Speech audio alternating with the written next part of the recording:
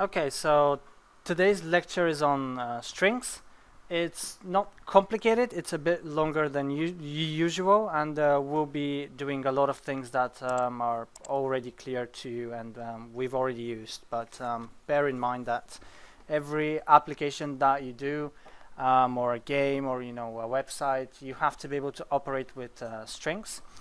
Lucky for you, C# and .NET have a very nice library which has lots of built-in functions, and I hope that just by reading the name of the method, it will be easy for you to do the problem that you have to do.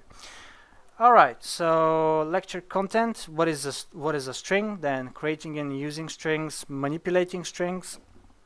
Other string operations, building strings. As I said briefly, this is probably the most important part. These first two we've sort of done, but you can learn something new, or fill in some gaps here. Okay, and then very briefly revisiting formatting strings and learning something new, which is not that complicated. Just in general, lots of repetition of what you already know, with some additions to kind of to shape up your whole knowledge of strings. Okay, so what is a string? Strings are sequences of characters, and just by reading this sentence, you should kind of think that strings are the same as an array of chars. Okay. This is sort of true, not quite. There is one key difference, and we'll be looking at it and discussing it in depth. But normally, when you think of strings, just think text. That's string. Okay, each character is a Unicode symbol, so you can do all kinds of weird symbols. Spades, hearts, Arabic, letters, and so on. Just whatever you want to do. The fact that the console is not going to represent them doesn't mean that you can't use them. Right. String objects in C# are immutable. This is the key difference between strings and an array of characters. So immutable means read-only, and we'll see what that is. So you can't change a string by character. Okay, this thing I've mentioned. The next one, they have a fixed length, and characters can be accessed by index. So they can only be accessed, but they cannot be changed, as we'll see in the next demo. Okay, creating and using strings. So let's open up Visual Studio. Let's make a new project. Blank solution. Since we have a lot of demos, I may get the numbering wrong sometimes, but I'm sorry in advance. So strings demo.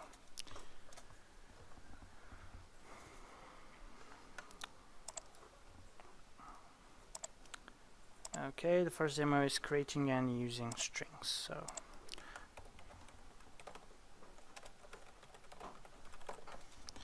and I want a C# application.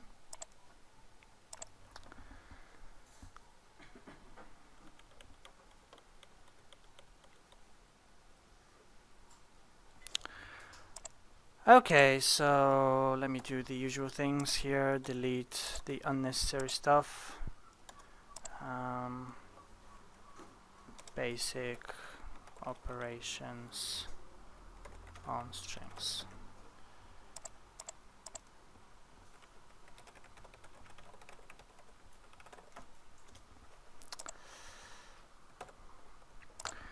Alright, so declaring a string can be done in a couple of ways. So you can do the usual string, logo 1, and then equals Zariba Academy.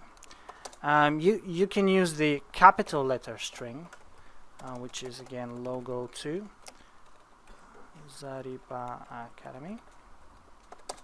And also you can use the full address to the string class, which is system.string logo3 equals Zariba Academy. Okay, all of these are viable. This one, since we've already included system, we don't need to do that. But if I delete this and let's say that I comment on these, this gives me the full access to the string class, and I can just access it this way. But since we already have the using system here namespace, that means that I can just skip this and system. Okay. So these are the three ways. Now that we have this, what can we do with the strings? So first of all, strings have length. So I can do logo1.length. And this is going to give me the number of characters that I have used. It's the same thing as with a char array.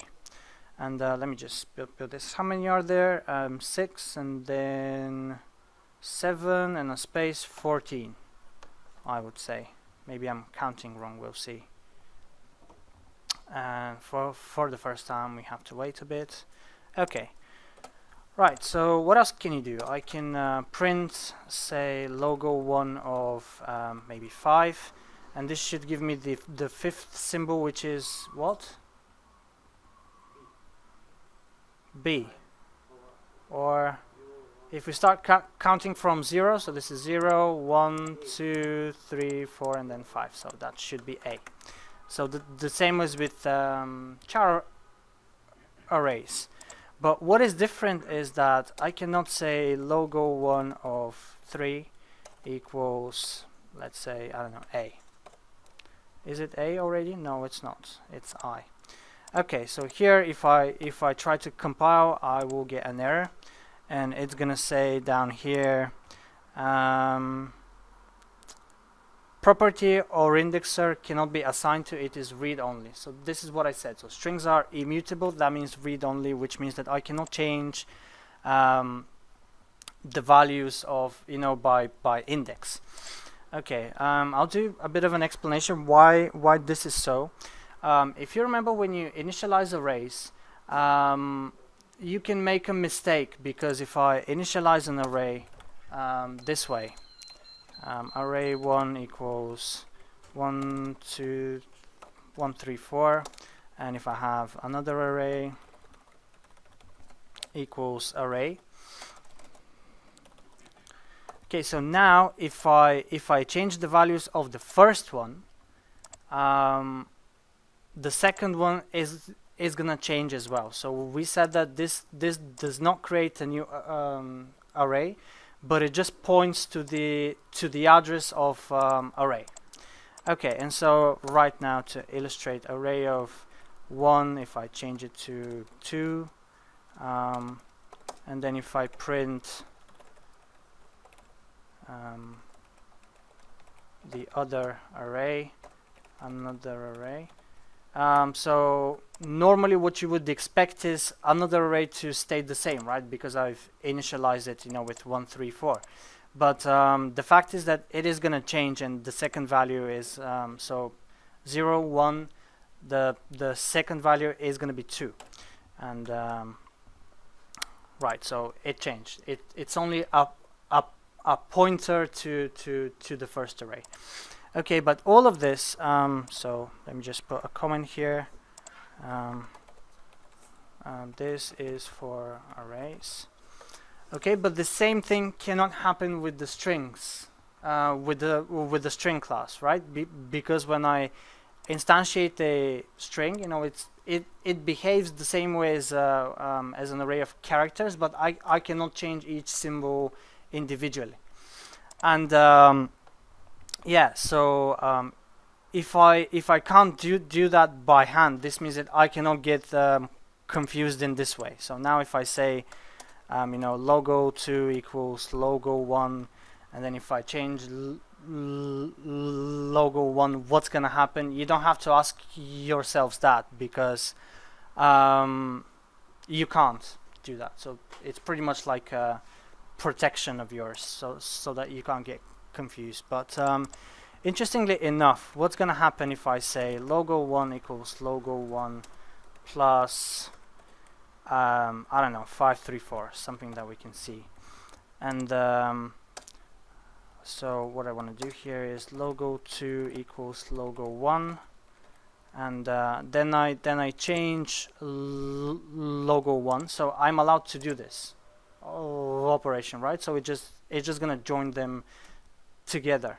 And right, so what's gonna happen if I put here logo2? So I did the same example as the one above, which is for arrays, and we saw that another array changed as I was changing the first array.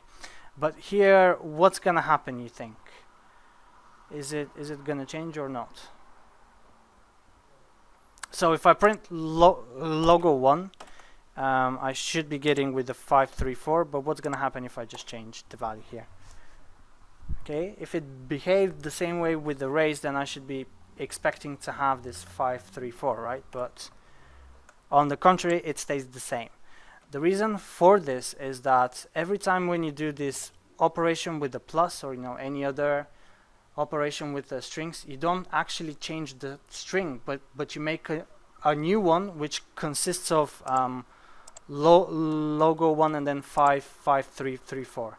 And while this thing happens, while you create this new string, the first one remains unchanged because it's already initialized with the previous value. So yeah, this is so that you know that with arrays you can get confused, but with strings it's done properly, and you can't do that. So normally if you want to change a string, you have to create a new one, is my point. If you want to put another value or something like that, then you have to make another string. Okay, initializing strings. How can that be done? So string s, if I do it this way and I don't give it a value, yes, there is a question. What if I switch their places? What do you mean? If I say logo1 equals logo2? Yeah, equals logo1 plus 534, then logo2 is equal to logo1. Well, if I do this, then logo1 is going to have the value which is Zariba Academy 534, and then I am going to give that value to logo2, so it should be with the 5334, right? Yeah, in the end, I just give the value of the new logo1, right? But let's leave it as it was. Actually, there was a nice way, so I can just, yeah, with the Alt key. So if I'm on a line and I hold the Alt key and I press down, I can change the places of the two lines. Just a nice shortcut. Okay, so if I initialize this way, s is gonna be, what do you think? Null.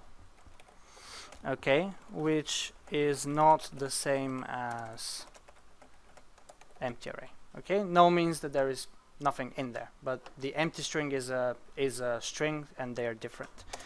Okay, I can also do it by giving it a value straight away, so something like giving a value of my string.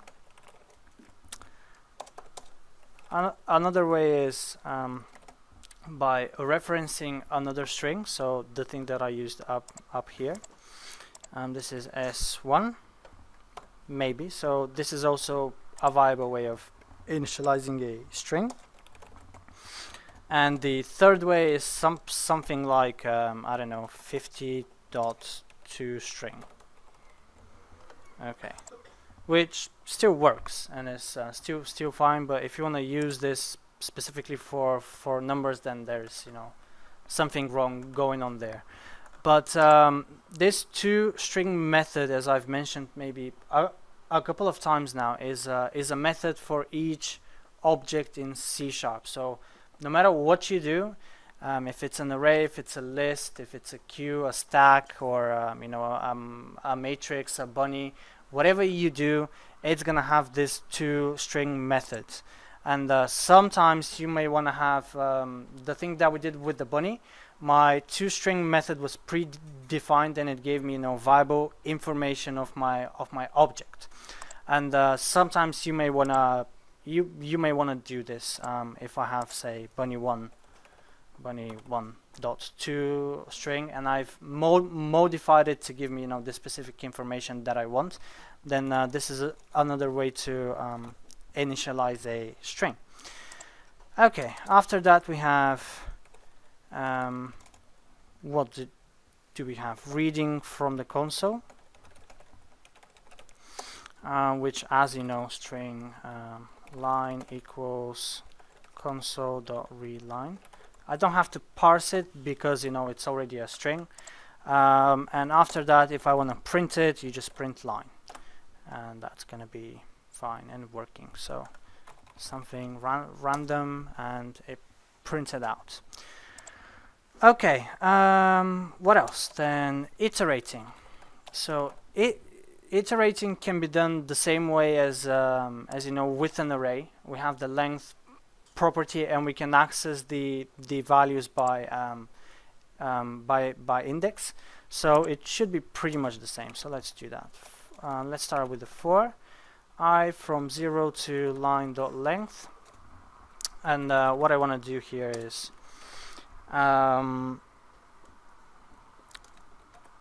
string of my index equals my value. So this is going to be I, and this is going to be line of I. Okay, let's see what happens. Okay, so by elements, as you see, 5, 0, 9, 8, 3. If I try to change it somehow, equals maybe A, this is still not gonna work, and the reason is the same, that string is read only. Okay, if I want to change it somehow, again you have to use a new string and construct it from there. Okay, and also I can for each it.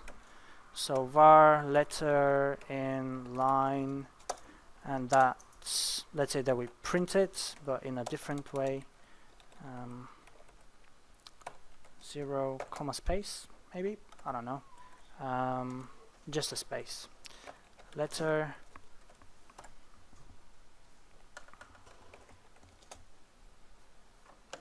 and we have this as well. Okay, what else can I say? Any questions?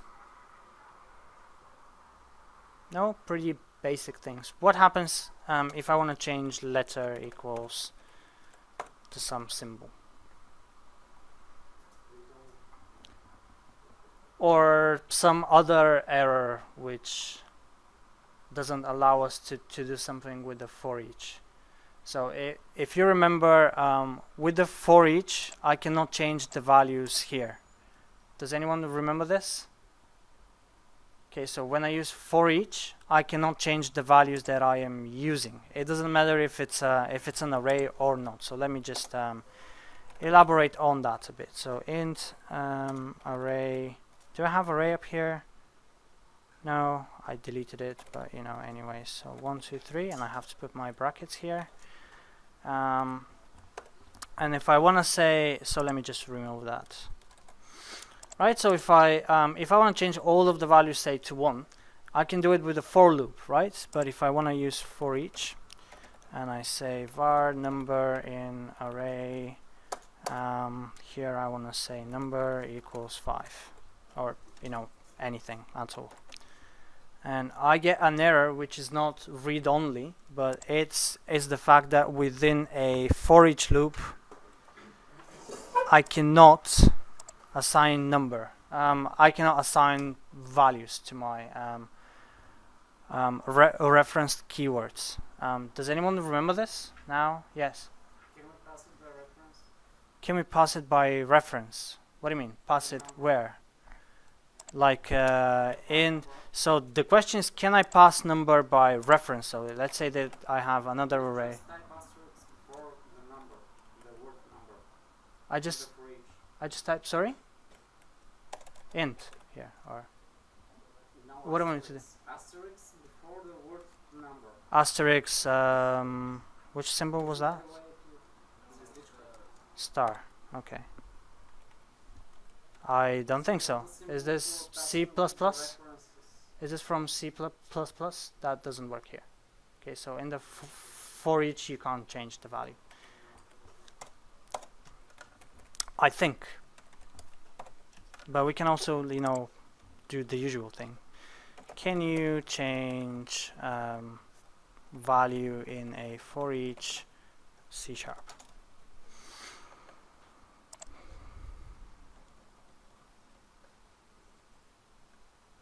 Okay, pretty much the same question.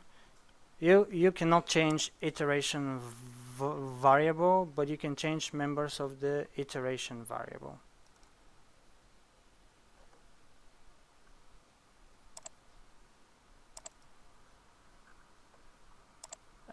Some way around with methods, but this thing is a student, so it's an object, so I have to assume that there is something done with that.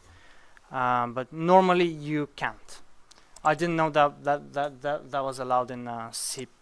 So okay, but yeah. So this was my point that here, if I try to change letter, I may get that it's read only, but I would expect to get the other error, which is with the for each loop. So let's try that. Let's see what we get. Yes, we get the for each error first. Okay, I delete that, and right, let's go on.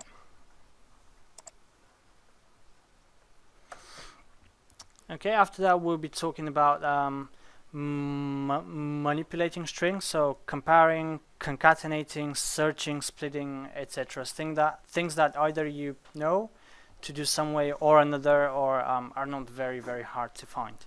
So the idea here is just to show you how they work, and I wouldn't expect from you to remember them or anything like that. Just, you know, the fact that you have seen them may be, you know, enough for you to solve your string problems or homework.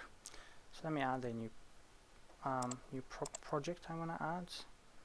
So new project, and here I want to say manipulating strings.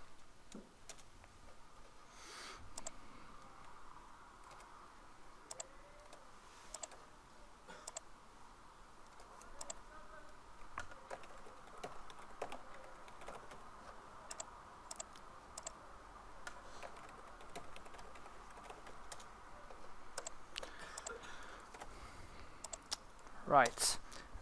So the first thing that we'll be doing is comparison. So let's have a look. Let's have two strings. So logo1 equals Zariba.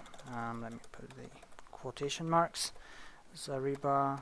The second one will be very similar. Logo2 equals Zariba. Did I press insert for some reason? Probably.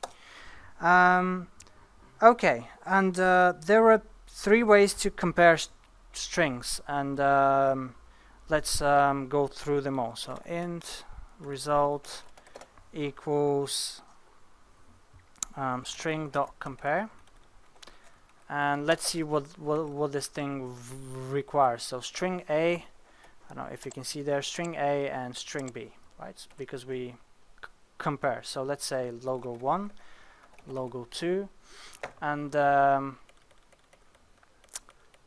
if I want to add another variable or parameter to my method, it's gonna say, let me just zoom in, ignore case, which means that we can either compare case sensitive or case insensitive, however you want, or however your problem requires. So let's say true here, which is gonna mean what? Let's see, comma, zoom, ignore case means yes, so let's ignore the case.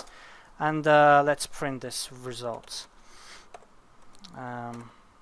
Let's see what happens, and I forgot to do that thing again. Properties, then current selection, apply, 0.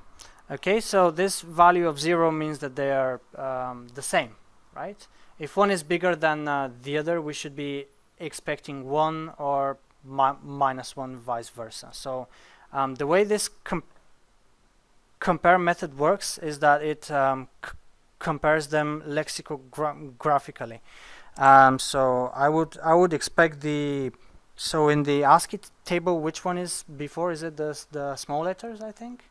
Okay, so we are comparing logo 1 with logo 2, so I should be expecting, if we ignore the case, which is false, to have a positive, which means that the second one is, bigger.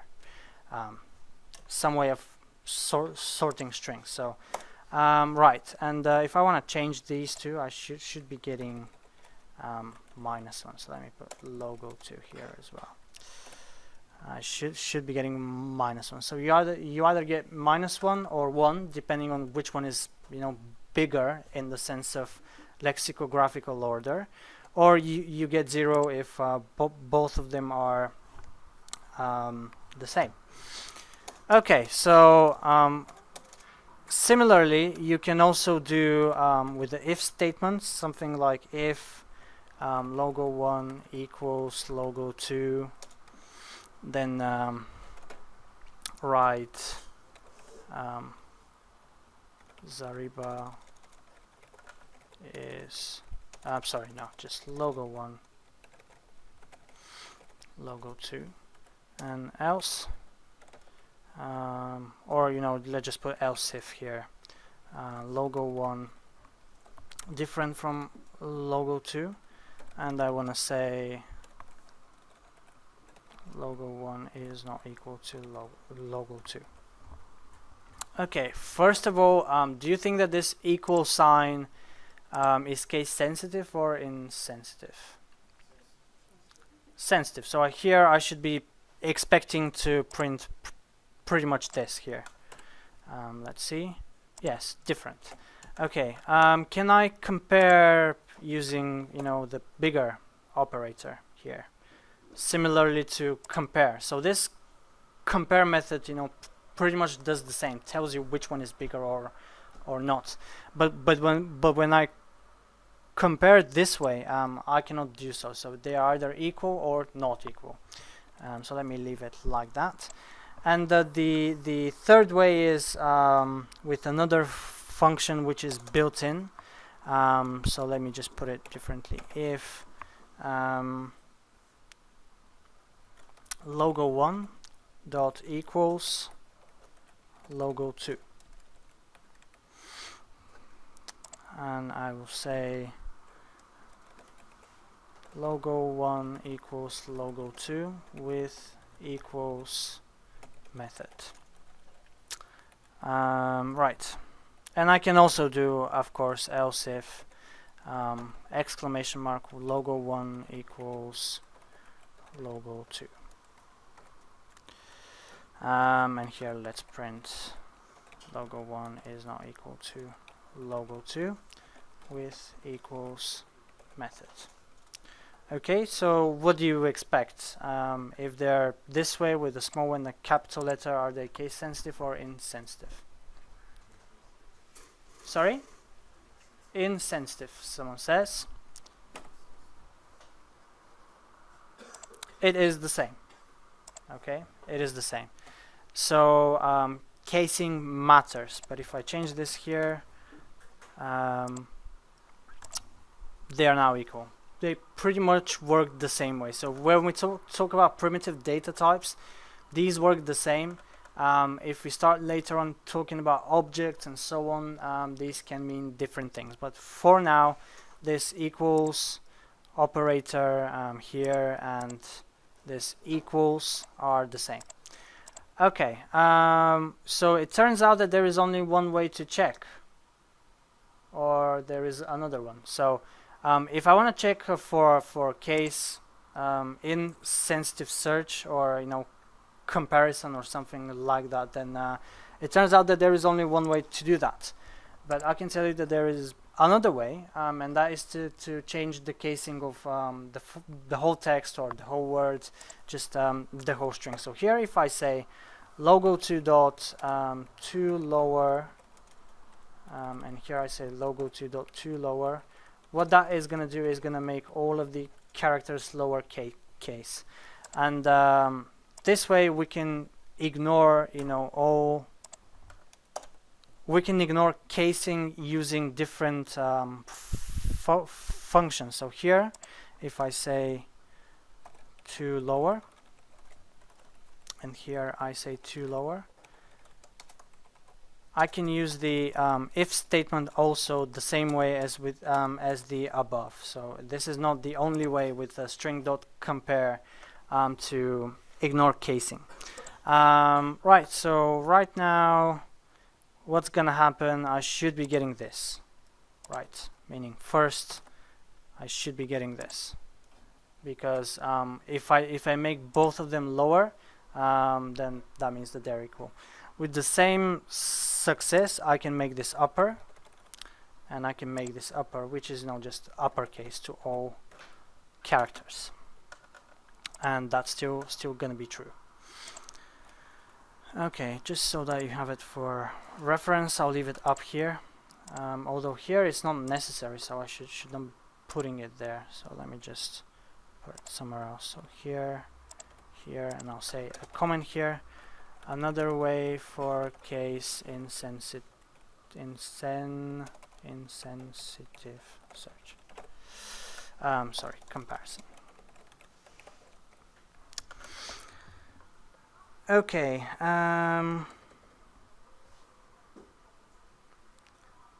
Right. What else we have? We have an example, which is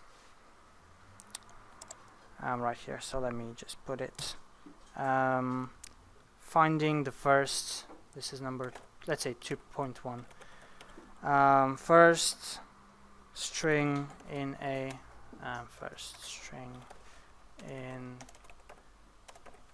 lexicographical order. Hit OK. Let me put. Okay, let me do the usual things. Delete that.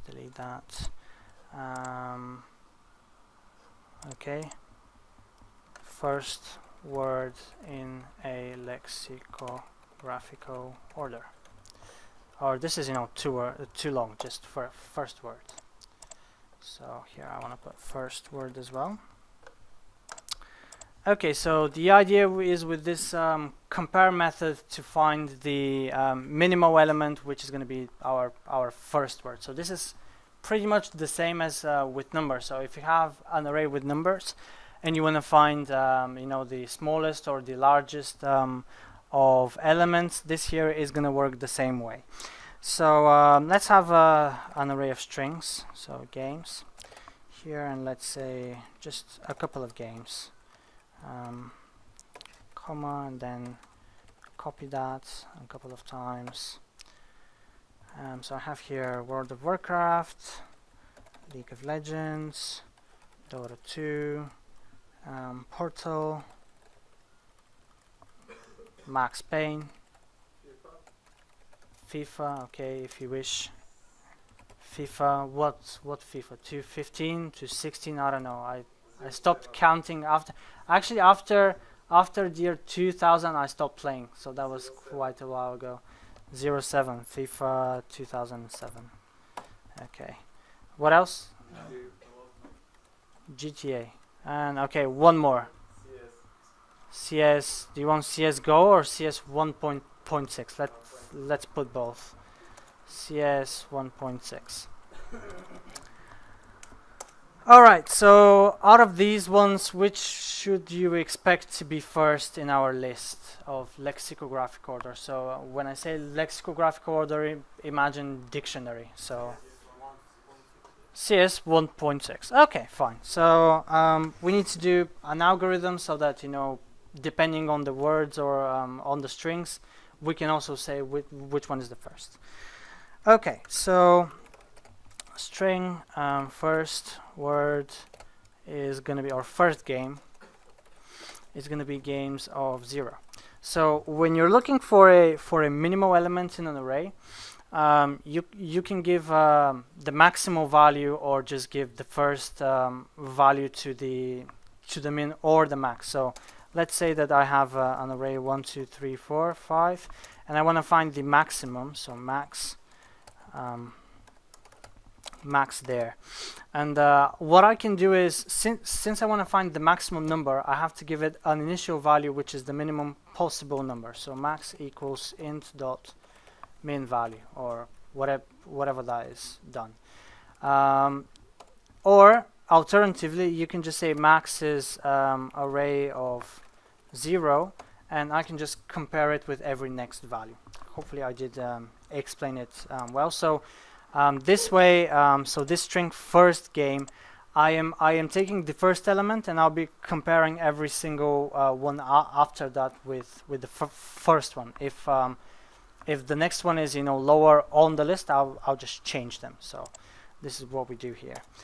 Okay, and that's a matter of a simple for loop. So for I have here from I can start from 1. Because we've already sort of checked the 0th element, so this is going to be games.length, and after that this is a simple check. So if string.compare, and here I want to compare each word with this first game, so each game with this first game that I have.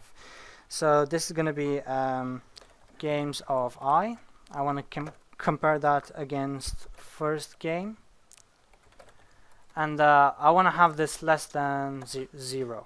And I can do that because if you remember, this method string.compare gave you either -1, 0, or 1. In this case, I want to have -1, which is going to mean that first game is going to be earlier on the list. Okay, so so if this is true, if this is not my first word in the alphabetical order, then I want to change first game equals games of I. And of course I want to print it in the end. So console write line, I want to say first game in the end. Let's have a look.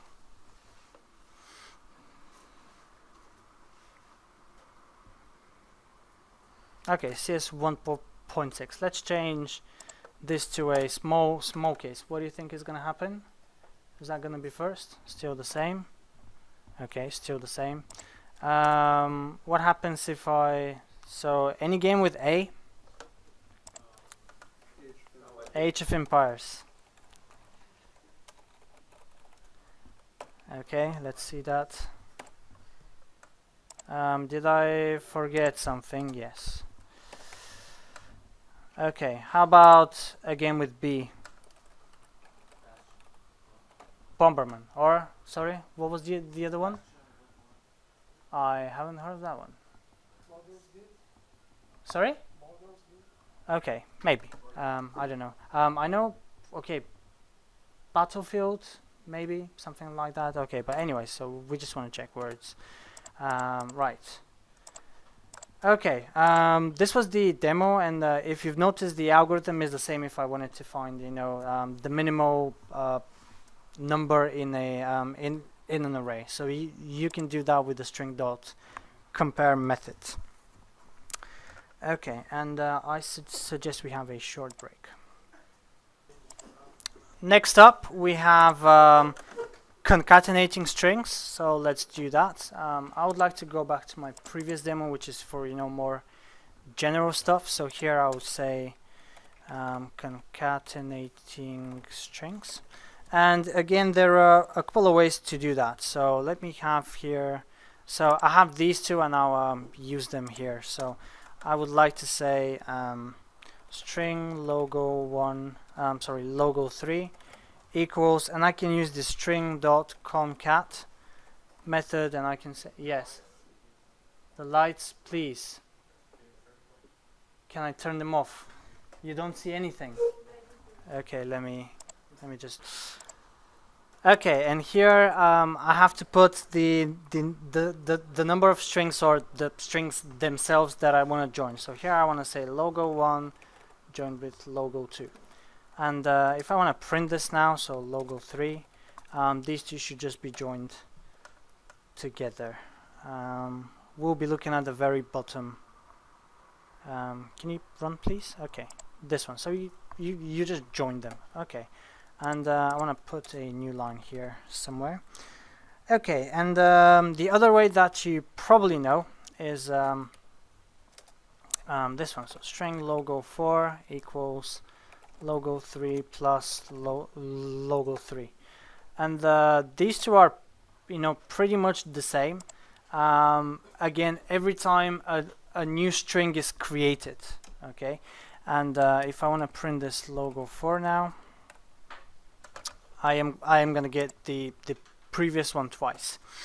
A big problem occurs, and we'll be looking at it if I want to add, something many times this way, or more like if I want to add characters one after the other, if I want to add them in a for loop to a string this way. So something like I have a for, it doesn't matter what it is, and I say logo4 equals logo4 plus a symbol, say A.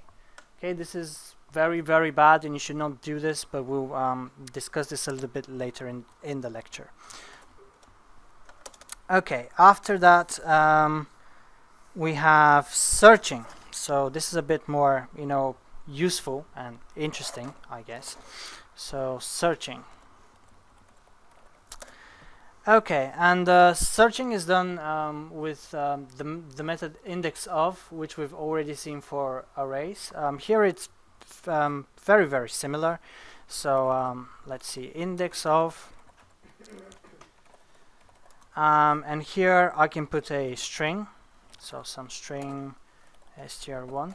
So this is going to give me the position of first occurrence of string 1. Okay, it can be a part of a word, it can be just a single character, it doesn't matter, just any type of string of str1 here. Okay, the same is with last index of. So if I have last index of and then string str1, it's going to give me position of the last occurrence of str1.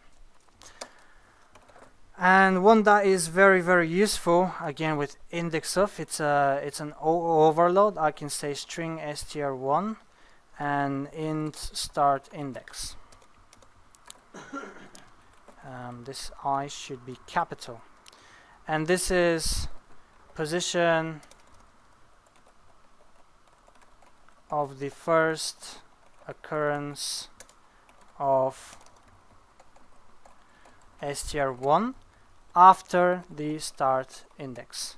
Okay, so this is if you want to find something which is, say, not the first occurrence, but the second one or the third one, you can choose your starting index, and this is helpful. Okay, so let's do a simple example. So let's make a longer logo. So string longer logo equals Zariba Game Academy. Okay, and here I just want to print a couple of times, just to see what this index of does exactly. So let's see. Let me type it. So actually no, let's just do that. So in string dot longer logo dot index of is how you use it. And right, so here I have to give first my I have to give the string that I'm looking for, and again, it can be a phrase, it can be a word, it can be just a single character. It is whatever you want. Okay, so let's look for academy. And what do you say the index of academy is going to be? So this is 6 and 6 more 11. I would say 11 as well. So let's have a look. Actually 12. I maybe miscounted something, but 12. It's this position here. Okay. Right. Oh yeah, this is because this is 6. This is 6, which in string is 11. The 11th starting from 0, but it gives me the next one.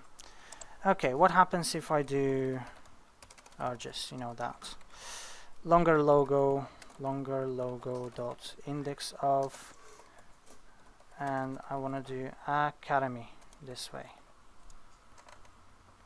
What do you think is going to happen? 11 again, or it's not going to find it? It's either of the two. It's not going to find it, which means that we should be getting -1. Okay. If I want to ignore casing, up here I can say 2 lower, and that is gonna work.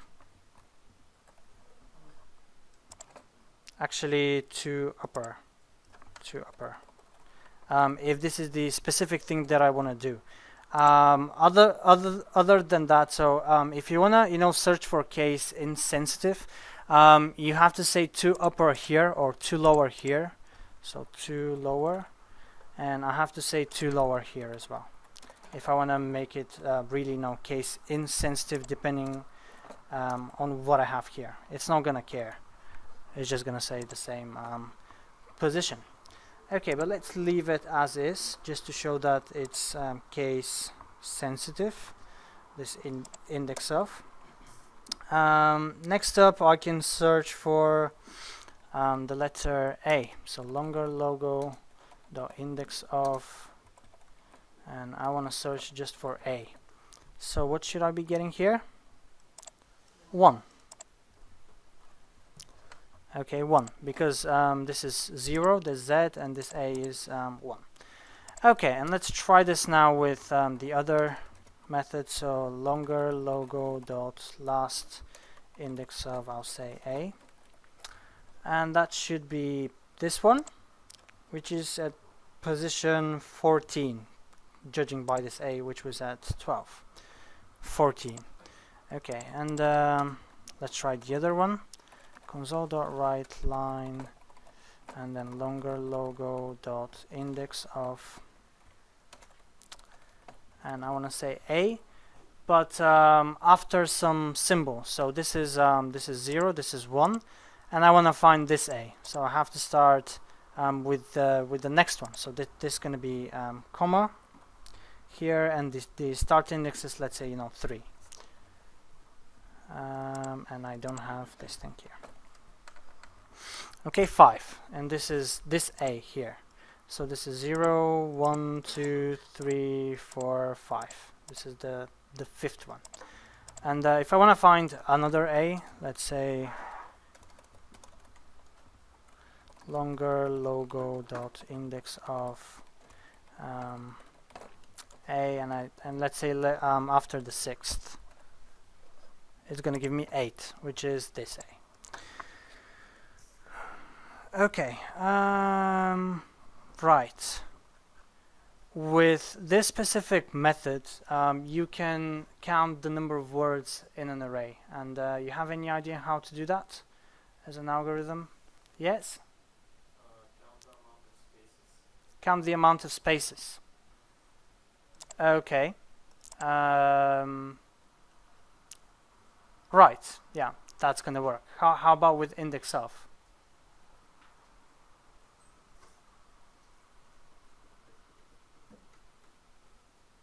It's very similar, but I'll find the index of the first space, and then I'll be searching for the rest of the array for another space until I can find one. This is another way. If you only search for the spaces, what's gonna happen if I do this? You have a lot of words. With the index of method that I've just described, you can You also have a lot of spaces, but you can trim it, but that's a bit later in the lecture. Okay, after that we have one thing I wanted to say. So string has a lot of built-in methods and functions. The way to access them are two, basically. So if I say longer logo and I press dot, those are a couple of operations, methods, and properties. Actually, just one property, which is length. But all of the rest are methods that I can use on my string.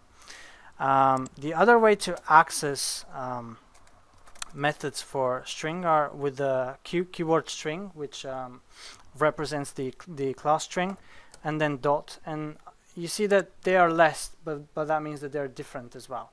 And you can find some new ones here.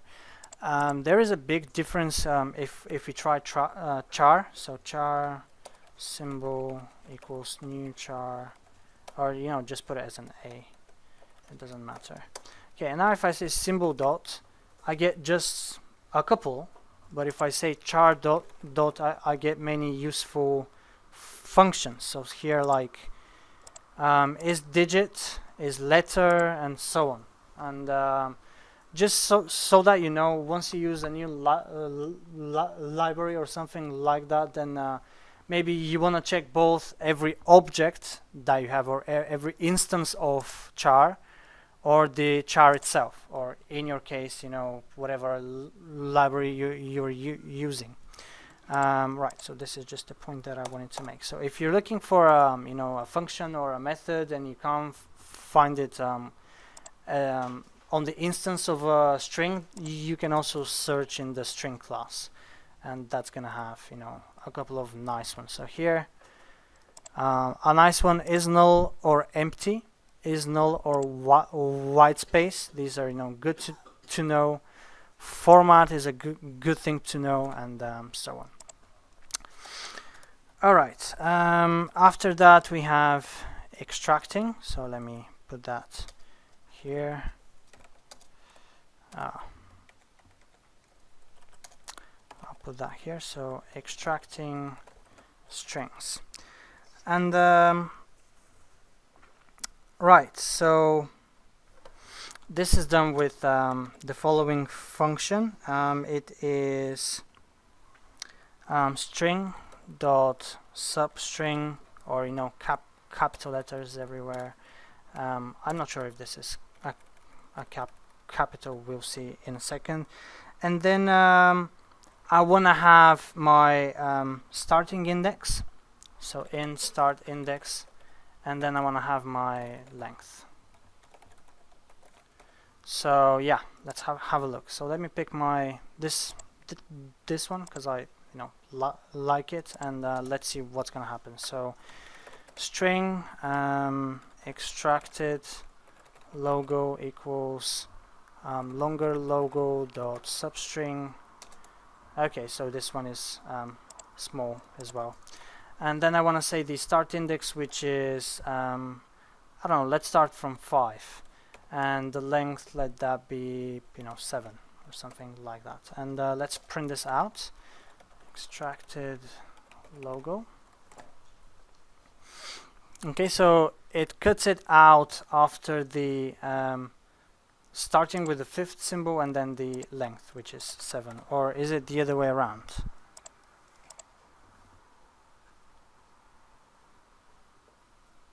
This is weird. Start index and then length. How is the length of this 7? Or yeah, we have spaces. If I put it something like an 8, those are now 8 symbols starting from the 5th one. Okay, if I just leave it as is and I don't use the length, it should give me everything after the 5th symbol, like this. Okay, what else can I say about this? Yeah, so this is nice if you wanna extract, say you have a path to a file and you wanna extract some things, it's done with the substring function. So let's do that. So let's have string path, and that is, or let me just call it full path. And here I would like to have C, then maybe Zariba Academy / games / mascot.png. And now using the substring function here and the index of, we will try to extract what happened. We will try to extract the path only. We will try to extract the file name, and we will try to extract the extension or file type. Okay, so I would like you to help me with that. So how do we do that? Of course, I have to do full path, and then I have to do substring, and in here I have to give the starting index and the length. So any suggestions? Okay, so if I want to do the path, this is it, right? Up to this sign here, right there. So what is the index of this one? Last index of slash. Okay, so here I want to say full path dot last index of, and then I want to say slash. But if I just put one slash, it's not gonna do it. I have to escape it with another slash. Okay, so what this is gonna give me, though, it's not what I want. So this is gonna give me this index, and I don't want to have that. Right. So if I just build it now, it's gonna find this index and print everything after that. So let me show you. So if I put path here, it's just gonna say mascot.png. So how should I fix this? Let me just show it again. So this thing here. So I have to give a starting index and length. So what is the starting index for the path? It's 0. Okay, so if I put 0, and then the length,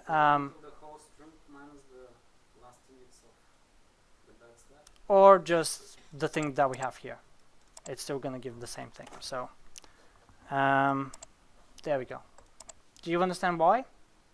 So the index of the slash, let's say that this is something like 15. The index of this is the same as the length, up to here. Right? This is why it works, and I have to do the and I don't have to do the length. But what you say is fine as well. Okay, the file type is easy, or it was the hardest. I don't remember. No, let's do the file name. So file name is full path dot substring, and okay. So now I just want the name. So where should I be starting from? So full path dot index of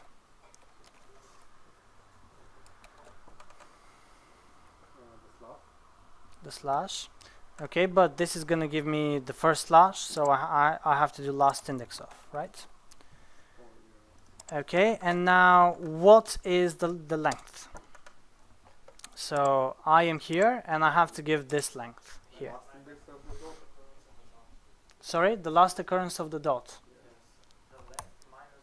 The length minus the last index of the dot. Okay, so let's do that. So full path dot length minus full path dot index of the dot,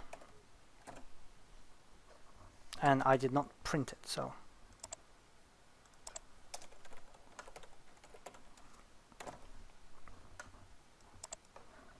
we only got mass. Okay, why? Because it's not from position to position, but it's more like this. This gives me the length of the word that I want to have. So other solutions to this.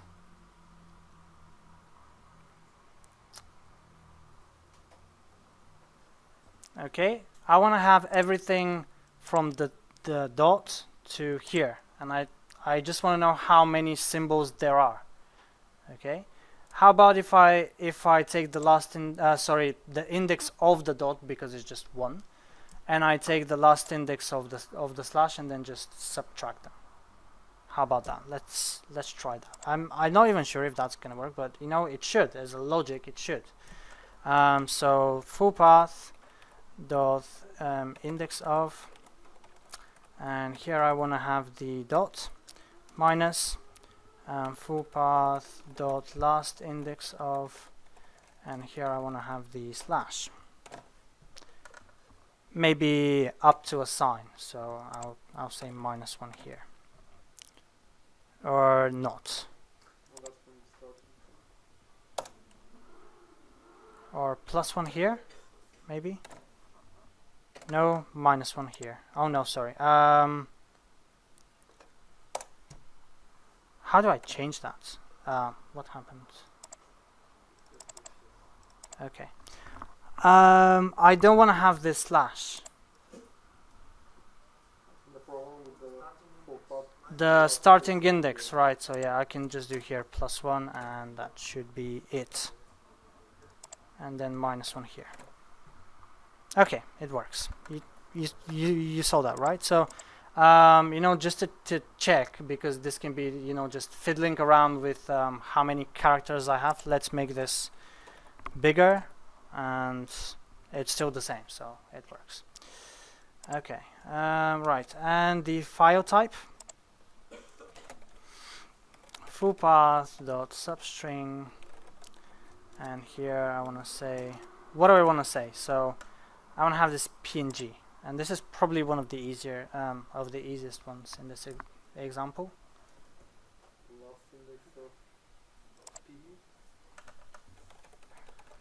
Dot last index of P.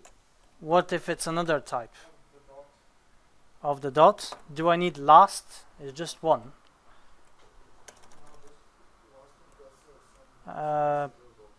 Sorry? Some games have some names have several dots. The folder also may have dot in its name. The what? Sorry?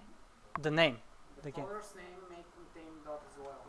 Can it? Okay, fine. Okay, then last index of, and I should put it here as well.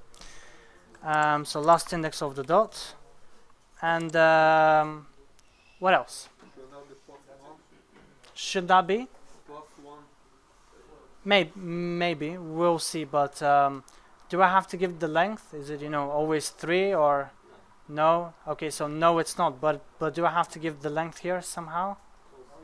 No, because it just does it through the end of the array. And I did not print it, so let me print that. So this is file name, file type .png. Maybe +1 if we just want to have the extension there. Okay, so the idea of this example is that, you know, you have to fiddle around, you have to test, you have to try. It's not always going to work from the first try. And this is what happens with strings. Normally you have to be doing a bit of, you know, testing until you get it to work. Okay, and finally we have the splitting, which you know. Do I have the games array here? No. Where was that? Was it with basic op? No. It was here. I want to have this as well in here. So splitting is what we did when we were talking about arrays, and I showed you a couple examples of that. But now I want to show you something else. So instead of so in the split method you have to give you know, some actually this is something else I want to do. Let me just change that. So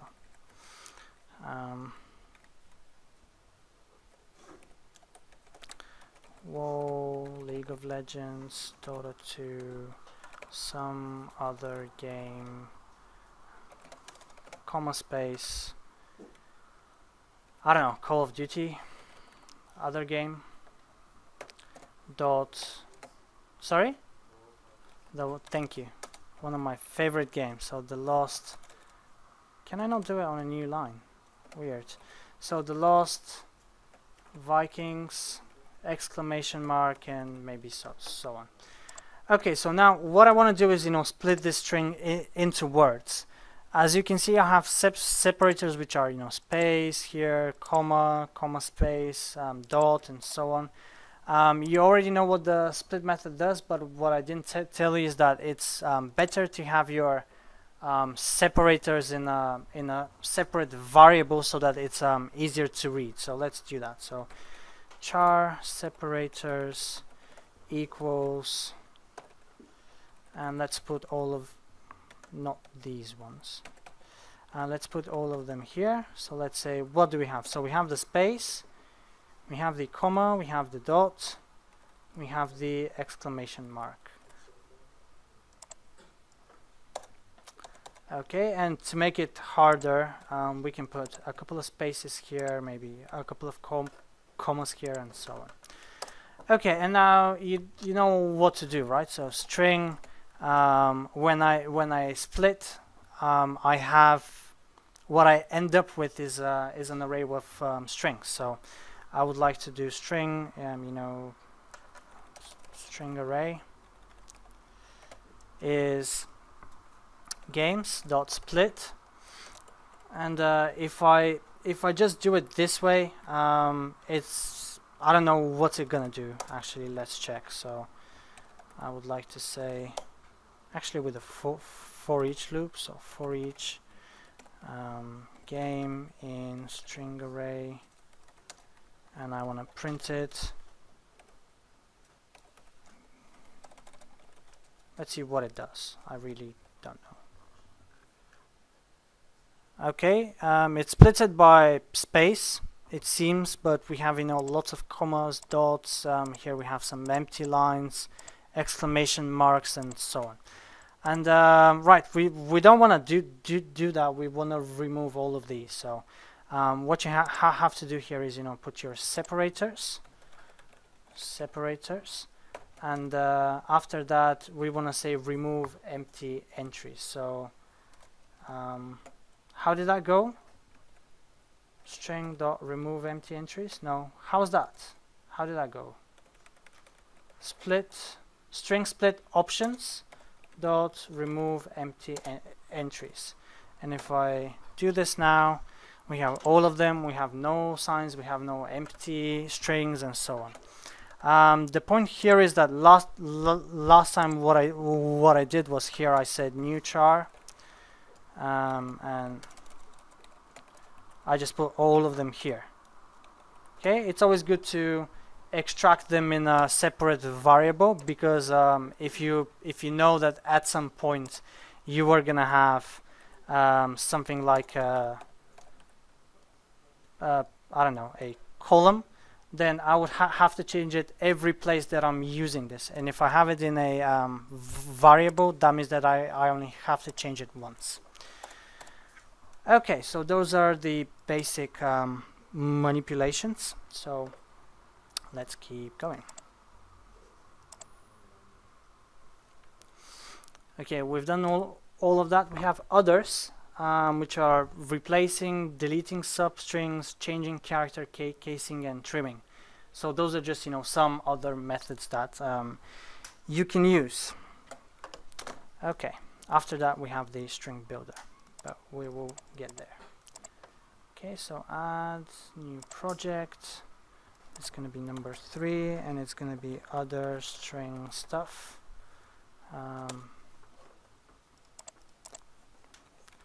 Other methods.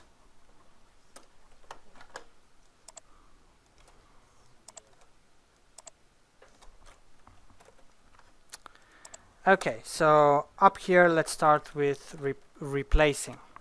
And so if you can imagine, you can just replace one string to another. So let's do that. String bunny's names equals Pesho plus Joro plus, I don't know, what else did we have? Gosho Junior, maybe Joro Senior here. Okay, and instead of pluses, I want to have the word and, you know, with spaces. So how do I do that? So string proper bunny names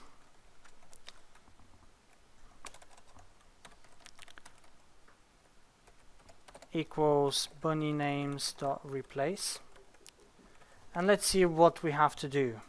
So we have the old character and then the new one, but we are not working with characters. We'll be working with strings, which is the second overload, which I do not see here.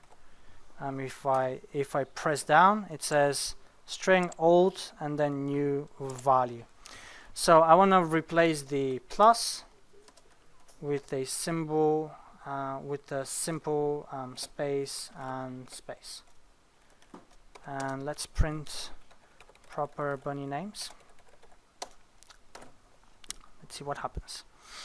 It changed it. And if I want to print the previous one, bunny names, that should be with the pluses. Okay, this was simple enough. Then we can use the remove method. So removing strings. And right, so let's do that. So let's have string price equals $1234556. String cut price equals price dot remove. And here, let's see what it asks us to do. So we have the start index. Not this. We have either, you know, a method which just does the start index. So let's say that I put 2 here. It's gonna give me everything up to there, up to the end. And I have a second overload, which is very similar to something that we've seen. We have the start index and the count. So if I do something like 2, 3 here, it should be starting from the second place, which is this one, and then up to 3 symbols should be something like this. So let's see what we get. 156.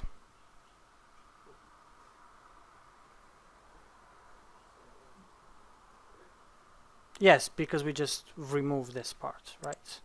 So we start from the second index, which is this one. We remove the next 3, so this thing is pretty much gonna delete it, and this is what we get, $156. If I just do it with one variable, let's see what happens. I am just gonna be left with the first 3 symbols, so it cuts or it removes everything after the third one. Let's leave it as 2, 3. Okay, what else we have? Right, the next ones I have mentioned, but let's do those anyways. So string bunny upper equals bunny names dot to upper, and we already said what that's gonna do. So let me just put a new line here, a new line there, and to upper to lower. If I print this now, bunny upper, I get all of them as capitals. And if I do string bunny lower, bunny names dot to lower, bunny lower, I want to print.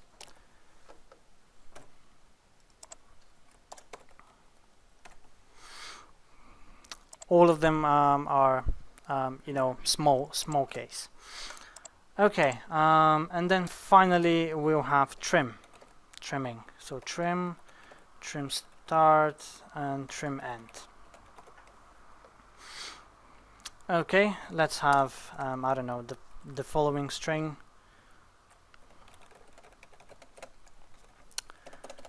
Couple of spaces, then I don't know, Zariba, couple of spaces, semicolon.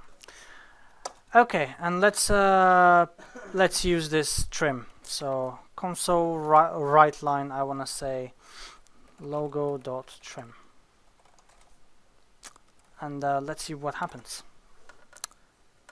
It cuts all of the white space, and of course we cannot see the white space after that, but for this reason I'll just add some symbol in the end, maybe a 1, because now if I don't have this trim, I'll see the white space here, and if I do the dot trim,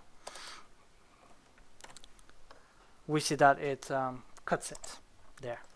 Okay, so this is pretty much what it does. It cuts all kinds of, you know, new lines, I think, tabulations, and so on, from the beginning and from the end of the word. So let's put a couple, which means that this press any key should be, you know, at least a couple of lines below, but this, you know, pretty much just trims any white space. If I do a tabulation, which I think is /t, then that should not be there as well. Okay, the same function, but only for the start of the string and only for the end of the string. So logo.trim, trim start, +1.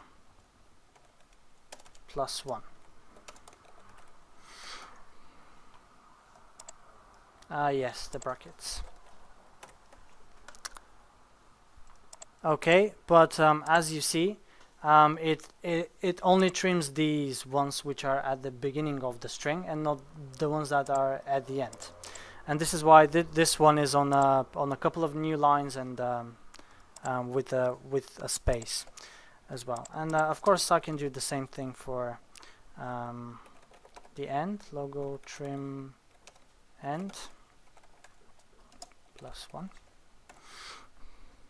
And if you see, there are a couple of new lines here, and but everything between the end of my string and the one that I've added after that, it's gone. Okay, any questions? Nope. Okay, so if you haven't paid any attention now, then you should do so here. Building strings. So I mentioned that the plus operator is very, very slow, and we said that we'll be explaining why. And right, so but first let's talk a little bit about StringBuilder. So what it does is you have one, you know, string, and you have more space than you're actually using, and once you use up all of this space, in this case 16, once I have a string which has 16 or more characters, this is going to double its size. So it's going to become 32. If I have a bigger string, it's going to become 64, and so on. Can you remember a list? Okay, so list works in a very, very similar way. Right, but here, if I actually use the plus operator, what I am doing is for every new character or for every new addition of a string to my original one, I am going to be creating a new string every time, and this is really, really slow. So let's say that I have let's say that I start with an empty string, and I want to add the letter A, let's say 1,000 times. Okay, with the plus sign. So let's say that here I have some string equals this, and I want to add a 10,000 times. So I can do a for loop and so on, but every time I'll be adding this A, which means that every time I'll be creating a new string and then again a new string, and so on. Because as we said, strings are immutable. And this is very, very slow. And actually in the first demo of this building strings, I want to show you actually how slow that is and why you should not be ever using it. So yeah, after that I'll explain a little bit about StringBuilder and how to use it, and then we'll make the comparison which one is faster and why. But first, if I want to do this 10,000 times, this is creating a new string, 10,000 times. But if I want to use the StringBuilder, which, as we said, has more capacity than the string itself, how many times should I be creating a new array? What do you think? Okay, around 10, 13 times, something like that. To make it easier, let's have 4 billion. Is that billion? That's million. Let's have 4 billion A's in a single string. Okay, with the plus operator, I am going to be doing. I'm going to be making a new string 4 billion times, and with the string builder, I'll only be doing that 32 times. So just as a comparison of how fast that is. But let's just see it in practice, and we will go from there. So add new projects. The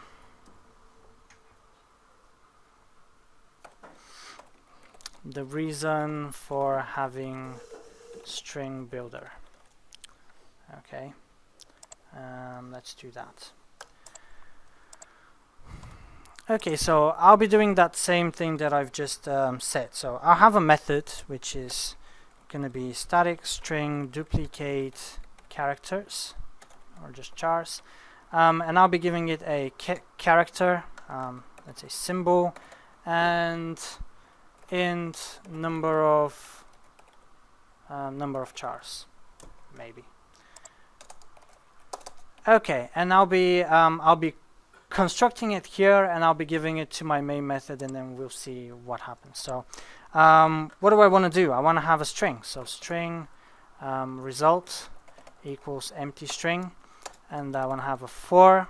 So for I from 0 to number of characters, I want to say result equals result plus symbol. Maybe two string, I guess. Is that going to work? Or I can just add symbols. Let's just try. I don't know. Okay, and once I've done that, I want to return result. Okay, now that horrible red thing should disappear. Okay, so let's have a string. String test string equals duplicate characters of let's say, I don't know, A, and then let's say 50 times so that we can see it.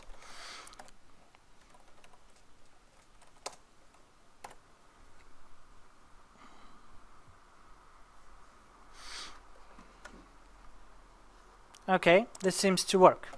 Alright, now let's test it. Let's test how long it takes to actually do this operation. Not the printing bit, just this operation. So this is another way of testing of speed, but it's very, very similar to what I explained in one of the workshops. So plus sign for strings is bad. Okay, so let's say date time start equals datetime.now.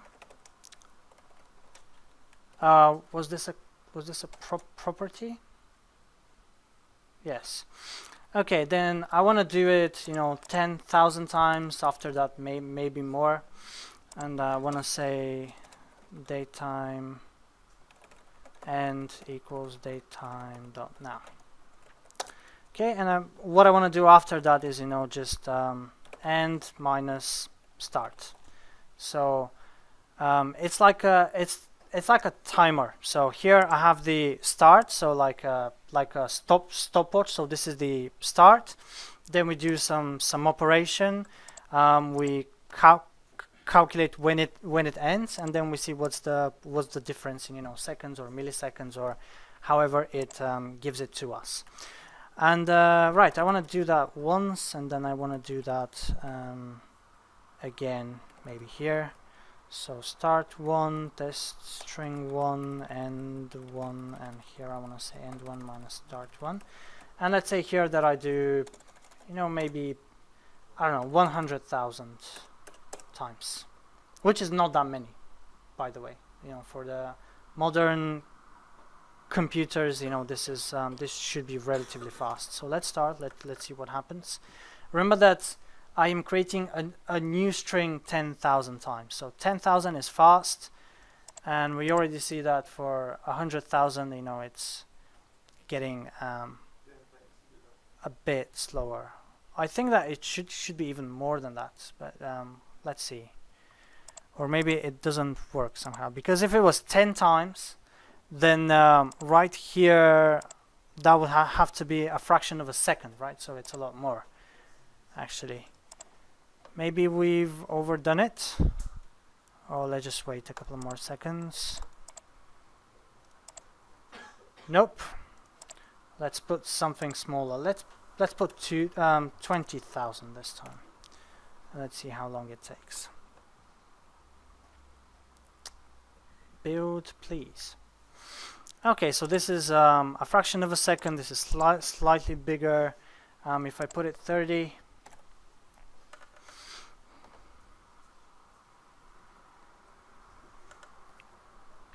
A bit more. What happened with that 100,000? I really don't know.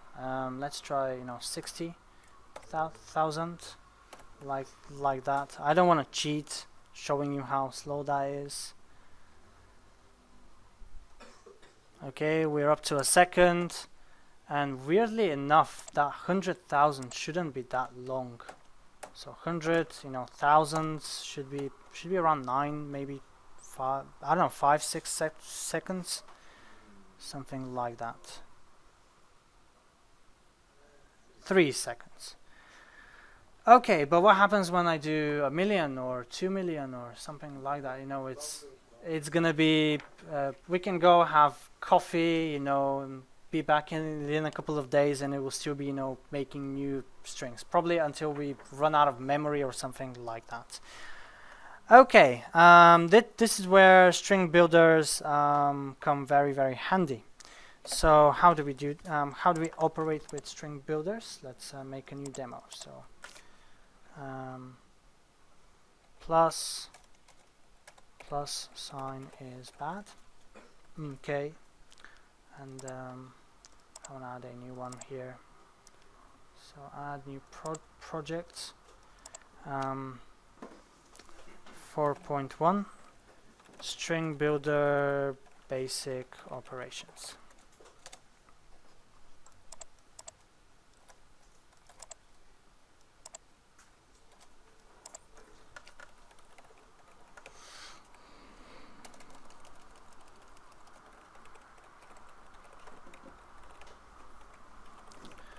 Okay, and maybe change that name here as well.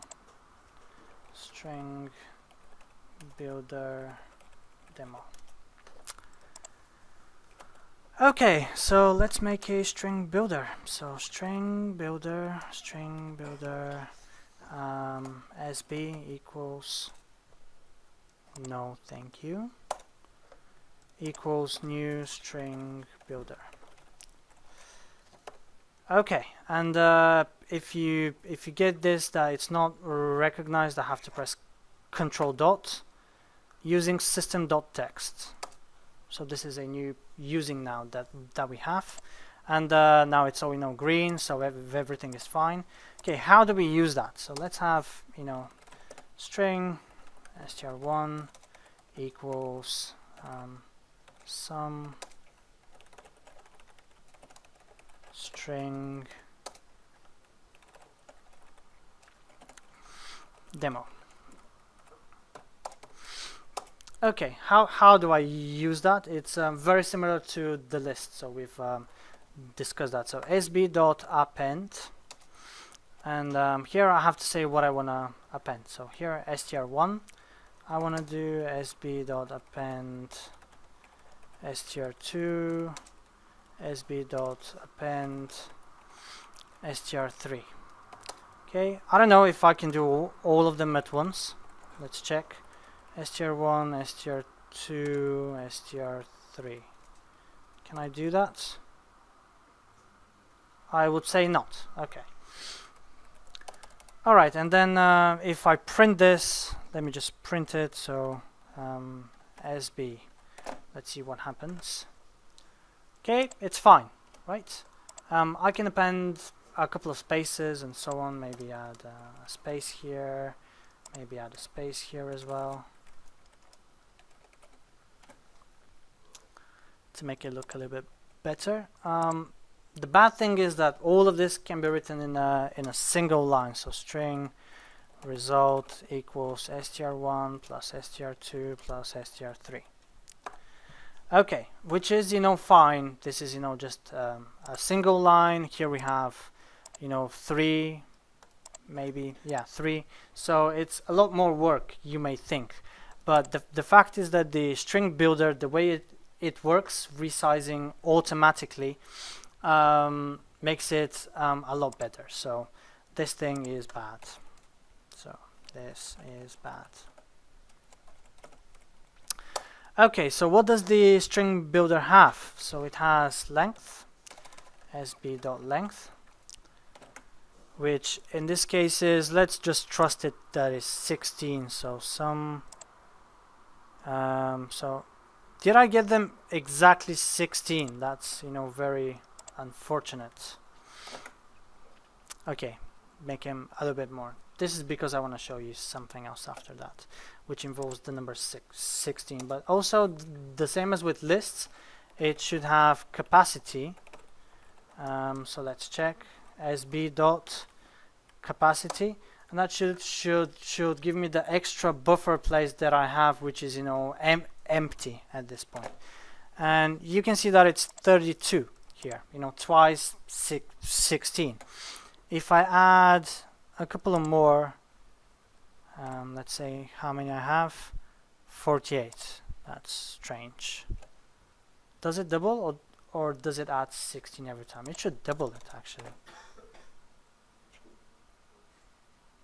That's very weird. Okay, so apparently after .NET 4.0, some changes have been made to the string builder, and now it does neither double the size nor adds a fixed number of characters. I really don't know what's going on, but the point is that it resizes automatically, and that's all that you should care about.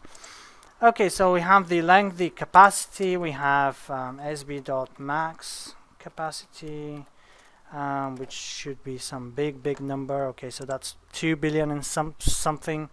I can also access the same way as with strings. I can access by index e. Interesting enough, can I change by index equals, let's say, a, and let's print that again, sb of 3. Cannot convert implicitly type string to char. Okay, what about if I give it a char here? Okay, now it works. So you can do that as well. So string builder is pretty much something better than the string. And what else do we have? So sb dot, and okay, so we have append format, append line, clear, copy to, equals the standard. What else we have?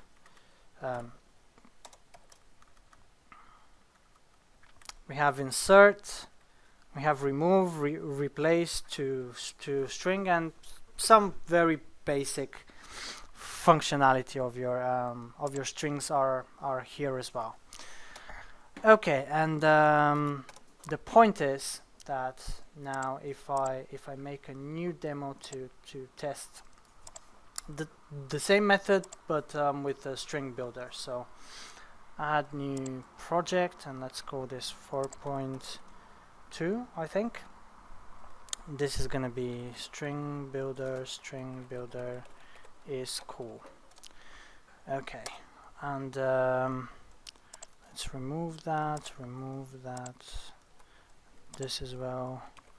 Cool SB, and here as well. Cool SB. Okay, instead of just writing it all over again, I'll just copy paste that and just change, a couple of things, and we'll see the difference. Okay, so I should be removing this, I guess, this as well, and anything else, maybe up to a bracket. This one should probably not be there. That should be fine now. Okay, so I'll just change only a couple of things. So I will be changing this. Instead of the result being a string, I want to make it a string builder. So the thing that I'm using to create my text is going to be string builder. String builder result equals new string builder, and again control dot enter. All right, okay, this is the same, and here I have to change this. This is result dot append, and I want to append symbol, and here I want to really return the string. So after I've done all of the operations, I just have to type to string, and after that this is pretty much the same. Okay, so let's try with 10,000 and 100,000, which did this one. How many seconds was that? Do you remember? 3 and something.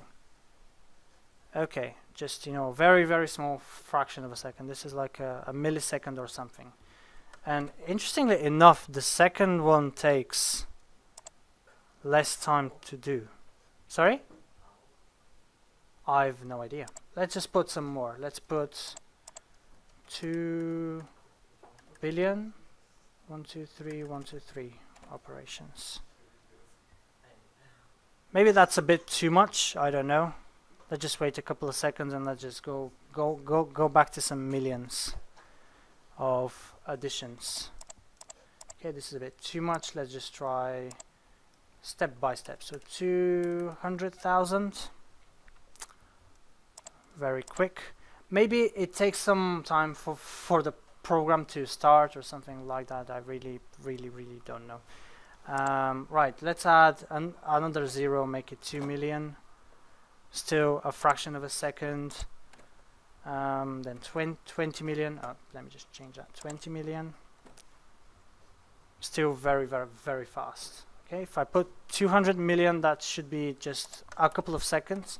But bear in mind that if we used string, then this would take forever, and maybe it won't even be able to do it. But here it takes only 3.2 seconds to concatenate a string. How much was that? 200 million times.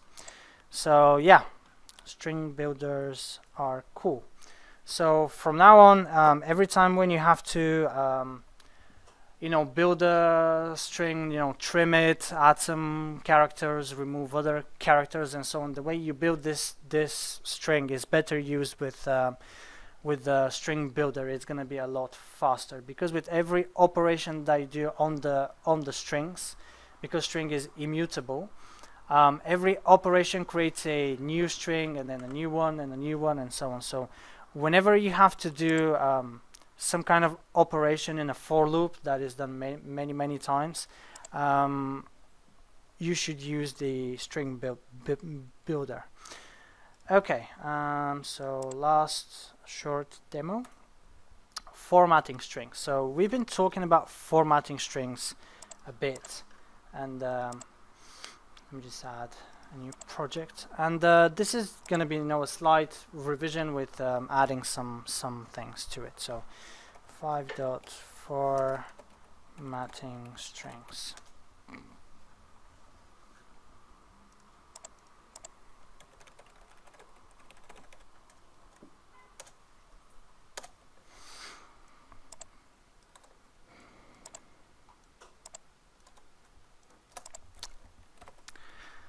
Okay, so if you remember, if I have a variable, say int price, or no, just number, int number equals 5, formatting string was what I type in here. Pretty much, I can have the 0. I can do some alignment. Let's say 5 symbols, and then I can specify what type of number or what type of value that is. Say P5 was for what? Percentage? Anyone? No? Let's have a look. And then I have to put that number here, of course. Percentage, right? If I want to do, I don't know, I can do number. I can do float. And so on. Right? Do you remember those? We did them in a separate lecture. And there were a couple of them. There was one for price, like currency. Maybe it was with C. That should print levs here, and so on. Okay, but what happens if so this thing inside is called a formatting string, and there are a couple of interesting things that you can do with it. But what happens if I want to do if I want to store this information inside another variable? Because right now the only thing that we are doing is printing something on the console. Maybe I want to have a template, and this is what we'll actually do here in a second, I guess. Right. So let's have an email template. So string email template. And I want to be able to use, the this thing, and be able to use it after that to, change some values and so on. Okay, so what should we do? So dear, something here, maybe a new line, the other way. Thank you for your email. Dot. New line. Can I press enter, or still I cannot press enter here? I cannot press enter here. Okay, sincerely, comma, and maybe a new line again, and then another placeholder. Okay, so now what happens if I want to use this template many times? Let's say that I have dear and then a list of names that I can use. Say that I want to send email to many people and so on, and I want to change the person who sends the letter as well, like the signature or something like that. Well, I can use something which is called string.format. So let's do sample email equals, and I have to do string.format. Okay, and let's put this email template. And inside, after the commas, I just use it the same way as with the console write line, but now I have this in a variable instead of just printing it on the console. Maybe I want to use it for something else, but with the console.write line, you can just print it. You're not storing it. You're not doing anything with it. You're just storing it. Okay, and after the commas, I have to do these placeholders. Dear. Let's say Mr. Bunny, and after that the carrot cake factory. Okay, something like that. And now if I print it, sample email, we got all of the new lines, all of the placeholders and so on. I can even do alignments here as you wish. and it's still gonna work fine. And imagine now that you have to send many emails. The only thing that you have to do is you have this email template, and you just have to use the string.format to replace everything that you need. Okay, is that clear? Was it useful? Any questions on it? Pretty much the same as with console write line, but instead of printing it, we store it in a variable. Okay, one more thing that I want to show is date time format. So something like datetime now equals datetime.now, and in this placeholder here I can specify how would I like the dates and the hours to be shown. So let me put a comma now, and let's see what happens. Okay, this way. So with the PM and so on. Let's try to change this a bit. So it's in the following format. So d.mm.yyyy space HH MM and then SS. Okay, so you would guess that this is gonna show the day with with a single sign. So if I have a 9, it's gonna show a 9. If I have something like 10 or something like that, it's gonna be that as well. So 1404. Okay, if I put this M to be just 1, that should be just 1. Can I put them 3? Maybe, I don't know. April, for some reason. Okay, and I can put a couple of D's here as well. So DD, if I have a month which is like 4, should be getting 04 or something like that. So we are the 14th, so that's not gonna show, but sorry? Yeah, 3Ds. Let's just experiment. Tuesday, cool. 4Ds, I don't know. The full thing. 5Ds. Okay, still the same. So up to 4. Okay, how about this? If I just put 2 years on, it's just gonna give me the last 2.